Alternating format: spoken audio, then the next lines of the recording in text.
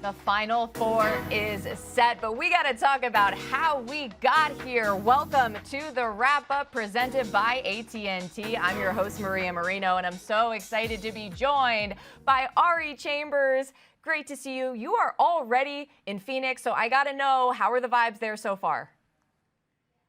Well, first of all, Maria, I've never met a dance I didn't want to participate in early, so we had to get down here earlier. But, of course, it's McDonald's All-American Games, so the next gen is in good hands. Last night at Jam Fest, I witnessed greatness. Olivia Edwards, who's a Tennessee commit, killed the dunk contest and won the one-on-one. It was nuts. And then you have Emily McDonald, who's a Kentucky Wildcat, coming up, who won the three-point shooting, beat out the boys. Yeah, girls are on top. So just love witnessing the next gen come in here and do their thing. It's been a pleasure. But obviously the anticipation of the Final Four. We see all the signage in Phoenix. It's the best weather out here. I know you're probably still cold in Connecticut. I actually don't know the weather in Connecticut right now, but it's 95 here. So I feel like I'm on vacation a little bit, but it's still work, but it's still dancing. Look, I'm not going to lie. I'm a little jealous, but you've been busy. You're staying busy. You will be on the call of the girls' McDonald's All-American Games, 7 p.m. Eastern. On ESPN.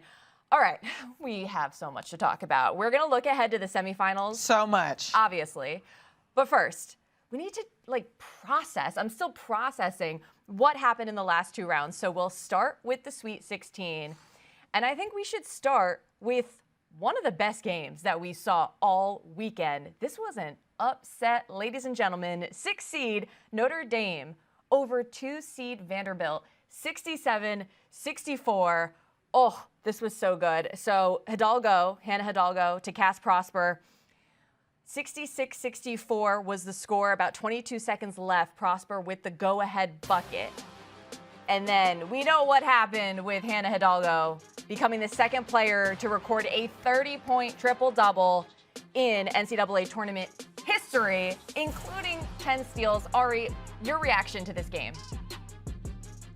My reaction to this game. Okay, so you mentioned that it's an upset, but I'm looking at Notre Dame, and it's funny because, yes, they were a 6 seed, but they've been clicking at the right time, just building that momentum towards the end of the regular season. I saw a glimpse of hope in the fact that they can make a long tournament run. You have a player like Hannah Hidalgo who's reset virtually every record that you can set, especially defensively this season. She's having herself a time, and Niele Ivey said that's her dog. And in dog, I want to really sit with, because if I had one word to describe Hannah Hidalgo, honestly, if I opened up the dictionary, the encyclopedia, if you will, and I looked up dog, it would have Hannah Hidalgo. She's been able to virtually do everything for her team on both ends of the floor, but we always talk about how Notre Dame's defense converts their offense. She is everywhere, and you can see it in her eyes. I mentioned it last week. When she gets this look in her eyes, when she wants to lock in, she does. And because she's so small and so shifty, you never know when she's coming. She can pick your pockets. She can get that steal, obviously. Just get so many records on the steals this season. Passing Tisha Penicheiro. I mean, you're in good hands. And then speaking of Tisha Penicheiro, we want to talk about the dimes, just finding her teammates and having that chemistry, especially with the Cass Prosper of it all. Those are the two returners of the team and the real anchor of this Notre Dame team. But I look at it and I'm like, okay, Vandy didn't have the best shooting night with Michaela Blakes in the first few quarters, but Michaela ended up stepping up. Aubrey Galvin, great freshman there. But Notre Dame as a whole was able to close it out because they locked in at the right time, the momentum at the right time, and Hannah has that extra dog factor. Yeah, absolutely. I mean, Hannah is such a unique player. Her energy and her motor are completely unmatched. So she just really smothered and overwhelmed Vanderbilt. You talked about Michaela Blake. She did have those 26 points, didn't come easy, struggled in the first half, turned it on in the second. And then you talked about Aubrey Galvin, who just kept Vandy afloat. I actually want to those 24 points. Real quickly, I just want to read from, because, I mean, there's just so much. First player in tournament history with 30 points and 10 steals. Broke D1 record for steals in a single season with this game. 4-time in a career, she had at least 15.7 steals in a single half. 8+ steals for the third straight game. Hannah Hidalgo's on a tear, and I know we were just talking about Vandy, but I cannot overstate how much impact Hannah Hidalgo has had this season, and I hope she keeps her head up high, because she has a whole nother season to terrorize the entire league. Terrorize, that's a great word for it. Look, I just want to say Vandy, I think, will be back, but we will talk about Hannah Hidalgo a little bit more later on, because obviously she's not done making it out of the Sweet 16. past the Sweet 16 to the Elite Eight for the first time in her career. Speaking of, her former teammate Olivia Miles did the same. So number 3, TCU put away number 10 Virginia 79-69. So we stopped the Cinderella run and the incredible story and the leap that Virginia made this season. Now, after securing that spot in the Elite Eight, Olivia Miles said this about coming to TCU. First Elite Eight of your career, is that even further confirmation like this was the right place for you to be? Yes, I'm finally out of the Sweet 16. I'm so happy about that. But no, that's just another bonus as to what I wanted to do here. Ultimately, I wanted to find my joy back, and that's very broad and can happen in a lot of different ways. But I truly feel like the people around me have helped me to love basketball again and compete at a high level and hold people accountable and challenge people and be vulnerable with people that I know love me and support me and care for me. And these girls have been able to do that, and in turn, it's helped me with my own confidence. So that's all I could ask for. I mean, I didn't think Olivia Miles had any sort of confidence problem before, but I guess her confidence is even more sky high. But her and Marta Suarez, Ari, had a game for the ages. Yeah, they combined or assisted or scored on 100% of the points. That is how impactful they are for this TCU team. We talk about just the two-headed horse that really is the two of them. But I want to go back to something she said that, this is my first time hearing this back. The vulnerability that she's been able to display in TCU, it takes a lot to have confidence, right? It takes a lot to have skill. It takes a lot to be coachable. But the fact that Olivia Miles is admitting the fact that she can delayer herself and return to joy and rediscover her love for basketball by displaying the vulnerability. Yeah, we see the dog mentality that it takes to display the skill on the highest level. But being able to be vulnerable around the team alludes to trust. And you can see that not only does she trust the rest of her team, she trusts her partner in crime in Marta Suarez, but she trusts herself to deliver in these big moments. And I personally think when you're getting ready for a pro career, it doesn't hurt to show that you've been able to thrive under different systems, under different coaches. That's the one positive about the transfer portal that sometimes we don't hear about. But a couple more notes on this game. TCU shot 52% from the field. Again, you talked about Suarez and Miles. That was the first time that ever happened in a win in NCAA tournament history. All 79 points they were involved in.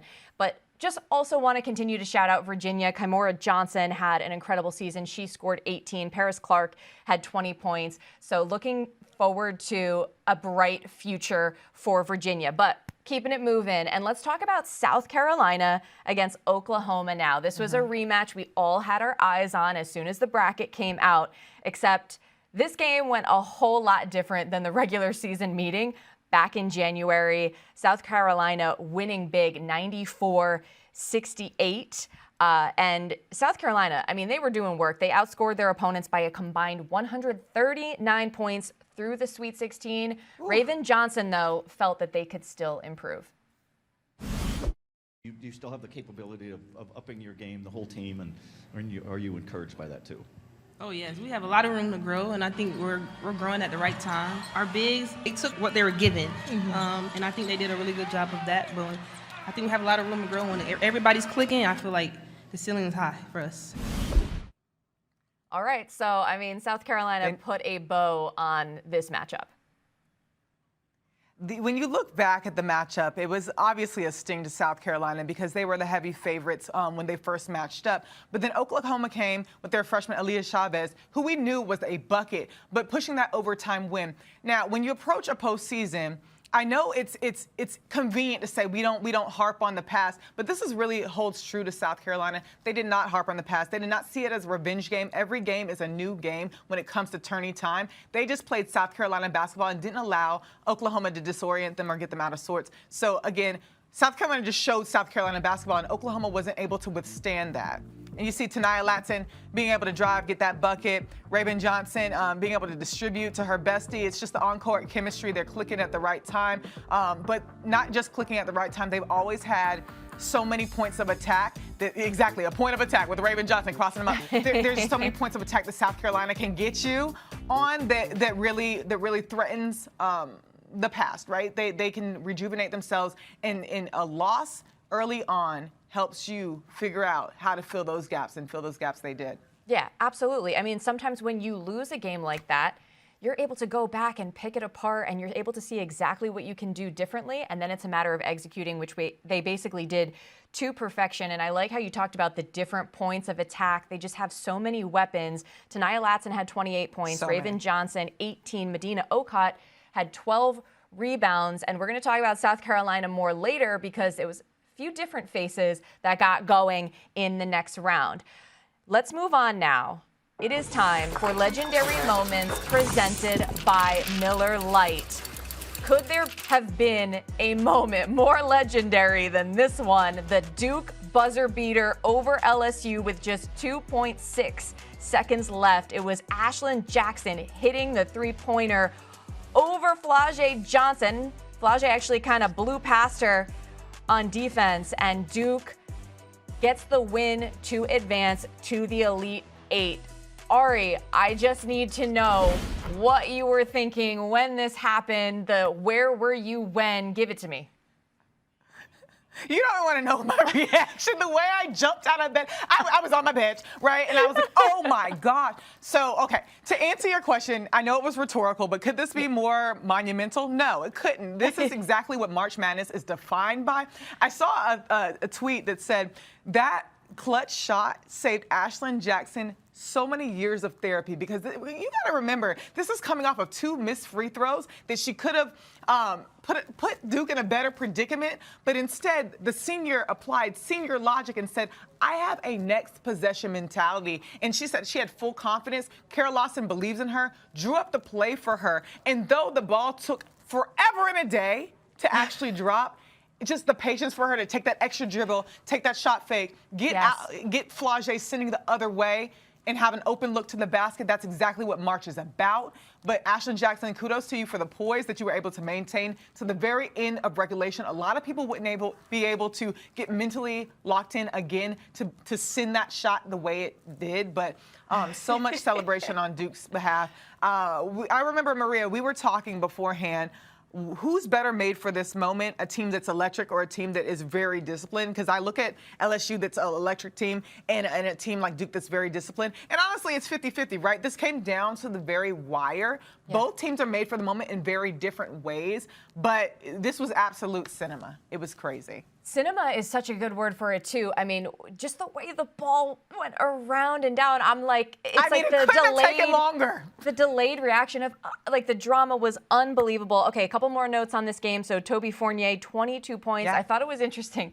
10 of 12 from the free throw line when she's only a 61% free throw shooter for her career, 9 boards as well. Taina Mayer has been great this whole tournament. We're going to continue to talk about her, but she had 22 points and 4 assists in this one.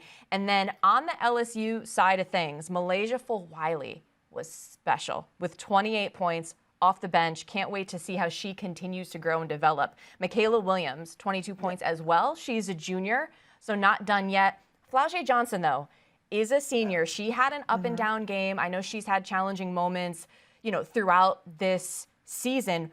But I want to ask, what did you make of the moment that she had with Kara Lawson after the game? Because I don't think I was expecting that. And I think it says a lot about Kara Lawson that she wanted to pull her aside and have a word of encouragement, is what it looked like to me. This was deeply poetic because, for context for people out there, Flau'jae Johnson was coached by Kara Lawson for Team USA basketball. And Flau'jae was on record not feeling like she had enough playing time despite how hard her efforts were in her mind. And Kara Lawson is, if you know Kara, she's very, she's by her logic, and it's been a point of contention, and I know that it's been raised in the media about are there issues with them, but this was a very reconciliation moment. Kara saying, hey, I actually don't know what the exchange was, but speaking life into Flau'jae, because she has so much that she has to show for her entire collegiate career. No, it was not an ending that Flau'jae Johnson wanted. She wanted a more national championship, but she came in freshman of the year. She came in national champion. She had long runs in the tournament every single year of her career at LSU. She's going to go down as one of the greatest, if not the greatest player to grace LSU's campus. So she has nothing to hang her head down, and I think that Kara was saying, hey, I believe in you. I see you. I acknowledge your effort. And that's all you want from an interaction like that. And in the midst of all the chaos that is March Madness, it's a moment of stillness between the two of them that I'm glad happened, especially for the future of the game. Kara Lawson is the coach of the senior team, and you know Flage is going to be wanting to make that team. So just getting back in the good graces, let's see how that works out for them. Absolutely. Well, I can't wait to find out, and just want to quickly, Ari, touch on the rest of the Sweet 16 games. I'm calling this fast take. Y'all heard a first take. This is fast take because we got so much more to talk about. But we got UConn beating UNC 63-42. What's your take? Sarah Strong is generational. I mean, what can you do? What can you do when you have 21 and 10 like that? UNC did challenge them, but UConn's depth, UConn's poise, UConn being here already, UConn just having so many threats, just ran through it. It didn't matter. UConn is UConn. That's my fast take hit. UConn is UConn. There you go. UConn with the 18 steals as well in that game. Shout out India Navarre, who was very, very nice for UNC. UCLA also beat Minnesota 80-56. What did you make of this one? It was a balanced attack, and Lauren Betts is Lauren Betts. I know I keep pointing to the big names, but when you look at a presence that is the 6'7" Lauren Betts, then she has the footwork and the passing ability, the mobility that she has. There's no way to keep up with that, especially this Minnesota team didn't adjust well to her. So Lauren Betts being Lauren Betts. Fair enough. All right, keeping it going here. Texas beat Kentucky 76-54. Rory Harmon, 11 points, 7 assists, 7 rebounds, 6 steals. What do I make of this? Yeah, first of all, Rory Harmon, shout out to you, girl. But when I look at this matchup, Texas punching first. So, success rewards the aggressor. Texas was absolutely the aggressor. There was never any doubt in my mind that they were going to just go after it, and they did that with this matchup. Yes, and for Kentucky, Clara Strack led with 16 points. Finally, Michigan beat Louisville 71-52. This was real close in the first half. Second half, though, Michigan pulled away.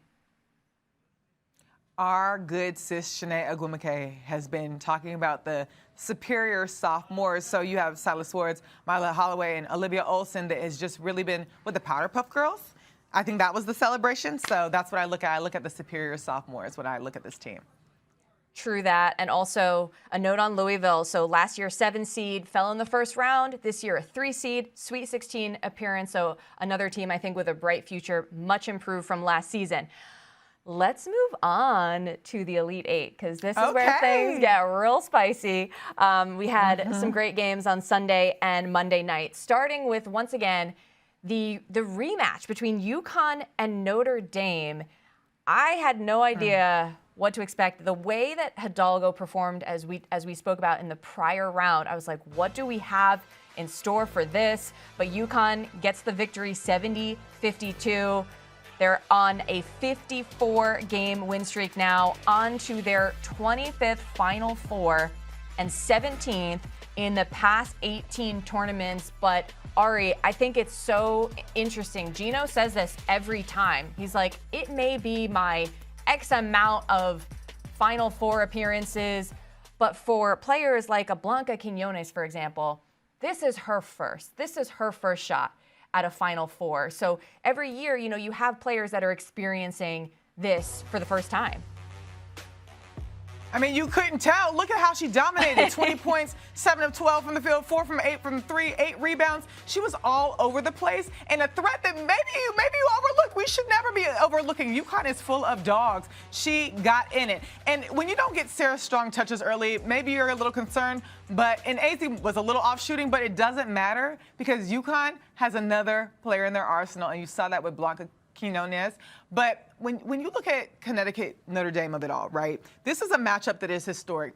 And I forgot who said it somewhere on our network, shout out to our sisters, was saying you're playing for the history of this matchup. Notre Dame, there's an intimidation factor that comes with playing Connecticut. And I don't think Notre Dame approaches Connecticut with that same apprehension or the same they're not as intimidated as other teams would be because it's a historic legacy between these two programs. I mean, I don't know when you were in school, Maria, but I remember this rivalry when Skylar Diggins was playing just the, 09 through 13 team because she's class of 2013. But just in the teens of it all, the Notre Dame UConn rivalry is Notre Dame was the only one that could really give UConn a run for their money. So when they approached this matchup, they approached it like any other rivalry, I believe. And they really, really didn't think that they wouldn't win. But it was just Blanca really stepped up.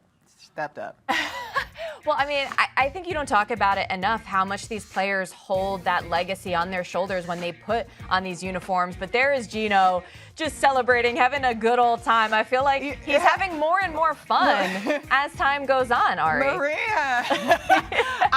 I want nothing more than to put on a cowboy hat with Gino Auriemma and do a little jig. I actually tweeted out, I said, I wonder how the players from the 90s and the 2000s are feeling about how Gino is now. And they were like, he's coming from a dad to a grandpa. You know, when you go into grandpa phase, you're the fun lit one. And so the new generation of Connecticut players are really enjoying the fact that Gino Auriemma is a little softened a little bit, in the words of Sue Bird and Diana Taurasi. They said he's softened up, but he's grandpa now. Yes, and meanwhile, Hidalgo said to him, like, I want another shot at you next year, so stay tuned for that. Okay, next matchup, She's UCLA, indeed. UCLA going against Duke. UCLA gets the victory, 70-58. But this was another one, very tight in the first half. Duke was actually leading, and then in that third quarter, UCLA just looked like a completely different team, and they secured their spot in the Elite Eight. So Kara Lawson postgame said that Duke approached the game with an appropriate level of force and physicality at the top. But they just couldn't find their offense the second half. And on the other end of the floor, you have a Lauren Betts who said, she went into halftime mad, right? And Lauren, let me remind you, this is a woman who has replayed the Final Four over and over just because she was mad about it. So a mad Lauren Betts to make the adjustment at halftime and said, no, I have to deliver for my team. This is the time is right now. Duke came out punching is to say something. But Kara was proud of the first half and how they approached it. But the second half, they just could not find their offense. But when you talk about offense, you see Lauren Betts the last two games, just 30-point games. It's nuts. You're great from the field. And I was also looking at the stats on the Duke side when you talk about can't find the offense. Ashlon Jackson didn't deliver offensively like we're used to seeing her delivering. So that was a point of concern for Duke as well. Right, but I do want to say Taina Mayer had another fantastic game. I mean, she kept them in it. I thought she was fantastic. But also on the UCLA side, could we also shout out Angela Dugalich? 15 points, 7 of 13 from the floor, because as great as Lauren was, they needed that second threat in order to pull away from Duke. So looking forward to more from her as we move to the Final Four. Yeah. Did you want to add something but there? And I just wanted to add something really quickly. When we were doing the bracketology show, I was looking at the SAC-2 region. I said, this is the most difficult region. So when you look comprehensively at the challenges that UCLA has faced to this moment, I think they're more made for the moment than we're talking about, simply because we see the blowouts of it all throughout the journey with the other number one seeds. But UCLA has kind of not had that separation factor points-wise when it comes to the finished product. But they're challenged in ways where they've been able to figure out how to adjust in these troublesome times. It's a very new it's not a new team, but it's a very new experience for them to be able to say, hey, I'm going to get mad and I'm going to switch this on and not get blown out like we did last Final Four. And I know a lot of people say, like, live in the moment, but Lauren Betts has made it very clear to us that she remembers what it feels like. So when you look at them going into the Final Four this week, I anticipate a very different UCLA team. Corey Close has mentioned it. Lauren Betts has mentioned it. Kiki Rice has outworked pretty much everybody and said, hey, I'm ready to bring it. You have Gianna Neepkins. You have Gabriela Jaquez. Obviously, they have imminent threats on every cylinder, and they want to bring it, but they've also been challenged in ways that they can deliver when it comes to this Final Four. I couldn't agree with you more, Ari, that I think it's good for UCLA that they've been tested a little bit, have had some closer games where they've had to make adjustments in order to win. And that brings me to South Carolina, because we talked about how South Carolina dominated the earlier rounds. And then I think when they met TCU on Monday night, it started out a little shaky. You know, TCU looked better than they did in the first quarter. And then South Carolina really had to adjust. It was different faces for South Carolina in this game than the prior rounds that were performing, and they end up getting the win over TCU 78-52. South Carolina headed to its sixth straight Final Four. Yeah, Agat McKeer, step up to the plate, 18 points off the bench. This freshman really did her big one. And her and Joyce Edwards were able to find the chemistry. It was just beautiful seeing the synergy between the two of them. The freshman and the sophomore really doing it big. But after the game, Agat was asked, what switched for you? Because she's been facing injuries. She hasn't been playing as much as you would want to entering your college season. She said, my mindset changed.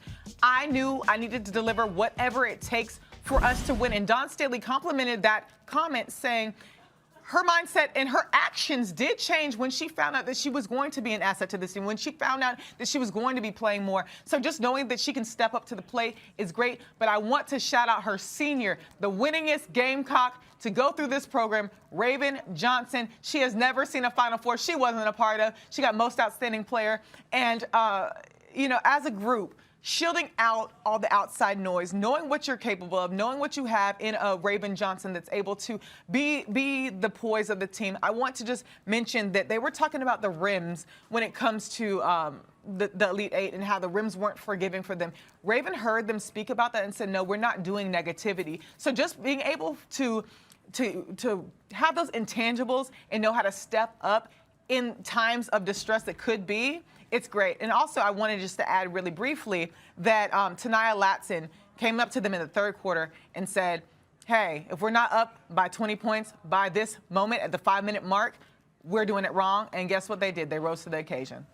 Yes, they did. Joyce Edwards as well, 24 points, 12 rebounds for the Gamecocks. And the final matchup of the evening and of the round, Texas dominated Michigan 77-41. And I think, Ari, this was just a case of, you talked about the youth for Michigan and the experience of Texas, and both of those things showed up for each of them. Texas had 4 players score in double figures, Madison Booker leading with 19, but Michigan season low 41 points. And unsurprisingly, I mean, hello, they are in Texas. I thought this was the best crowd that I heard rooting for the Longhorns throughout this round. What is this, win 35 for him? How poetic, as Maddie Booker, mid-range menace Maddie Booker gets a bucket right there, but 35 wins for 35. But this is not just 35. This is a team that's rooted in defensive identity against a team that's rooted in defensive identity. So it's just battle of the defense. It was very scrappy. It was very, we're going to lock you down, and Texas had the edge. Obviously, we talk about their depth. We talk about the leadership of the double-edged sword that is Rory Harmon and Maddie Booker, but you have Jordan Lee. You have the freshmen that have stepped up as well. So it's just Texas is on a tear. Vic Schaefer had conventionally said to media maybe his team had lacked heart in the beginning of the season. They don't lack heart right now. You're seeing heart on full display, and that's in form of defense and then compensating for the offensive ability just because they're able to show up in that category as well.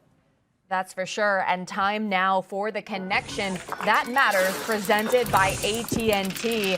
And for me, Ari, this connection is between Rory Harmon and her teammates. She had 13 dimes to 6 different players, only 3 turnovers, just a point guard master class. And look, Rory returned this year with the goal to win a championship. Ari, what do you say to that?